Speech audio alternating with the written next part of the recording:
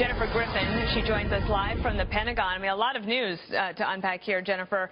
Why do you think that they decided to use such a massive bomb? They must have had incredible intelligence to tell them exactly where to drop it.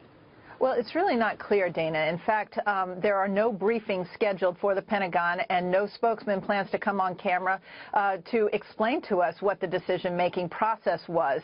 What we can tell you, Sean Spicer was asked whether the president was the one who ordered this bombing in Afghanistan, but we're told, in fact, General John Nicholson, the top U.S. commander in Afghanistan, had all the authorities he needed to use this weapon, and it was his choice to use what is known, as you mentioned, the mother of all bombs, a massive ordnance air blast. This is the first time it's been used in combat. It has a radius of 1 mile wide. It's a 21,000-pound bomb. It is pushed out the back of an MC-130 plane. It is GPS guided, and in essence, it would wipe out those tunnels where U.S. forces have been trying to find ISIS. This is the same area along the Pakistan border as really Tora Bora, which we all remember back at the beginning of the Afghan war, where al-Qaeda was hiding for all those years. So the ISIS, in terms of estimates of the number of ISIS fighters in Afghanistan, the U.S. military puts the number at about 1,000.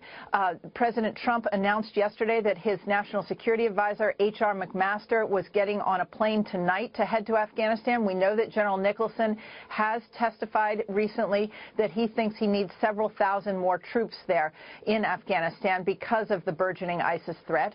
But according to Sean Spicer, they have eliminated that threat in this area. Spicer said they took all measures to ensure no civilian casualties, but it's very hard to imagine with such a large bomb being used in an area where there are villages and there are civilians, that there aren't civilian casualties. Dana.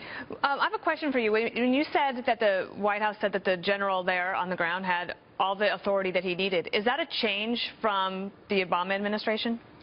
Well, it's interesting. You remember during the Obama administration, there were very tight rules of engagement in terms of the use of the Air Force in certain circumstances, under what circumstances it could be used.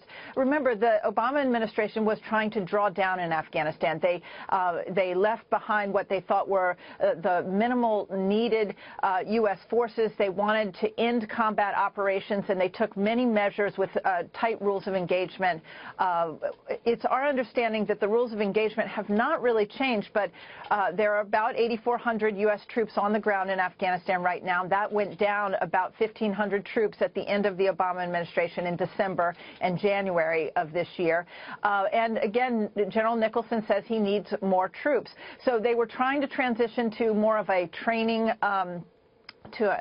of Afghan forces, and President Obama at the end of his administration didn't want to do what had happened in Iraq, which is to pull out completely. So he agreed to Pentagon requests to keep some troops on the ground, but now it looks as though they are going to request more.